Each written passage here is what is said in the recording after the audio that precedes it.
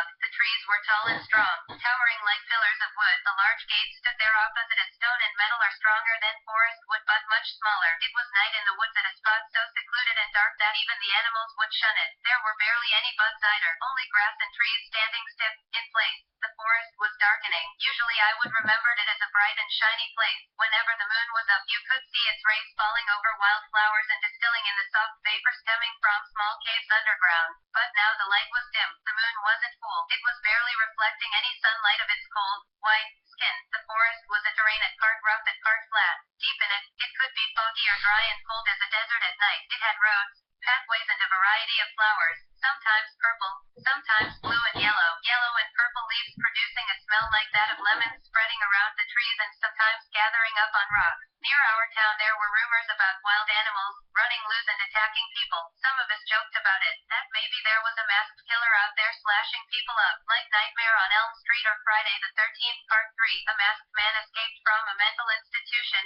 on the run from the police, craving the sweet taste of female blood or something, deeply infatuated with some of his family's young women, a niece or maybe a daughter he had unusual desires for, things that made him feel bitter and alone, thoughts that disgusted him until one day he let them overtake him, burning inside his skull, thoughts that ripped apart his moral state. These were the things in our minds then. April of 1992, the time of fun and jokes and a lack of authority. Grown-ups were retarded geeks and jocks had their place in the world and 9-year-olds were told about not taking candy from strangers. People were simple then, in a way virginal, kept in their quiet little places into their quiet little homes. People actually believed those stories were kids' stuff and nothing more, but nothing couldn't compare to the truth. Nothing would prepare us for what was really out there. Looking into the forest, which was covered in darkness, hiding in the shadow of the night, there were things that we only heard of in campfire stories, things we never knew existed. There was something out there and it was waiting for us. My name is John Matthews. I'm here to tell you about a story. It's not my story. It's the story of a boy I knew named Eric. We weren't very close. In fact, we barely ever spoke to each other. But something linked us.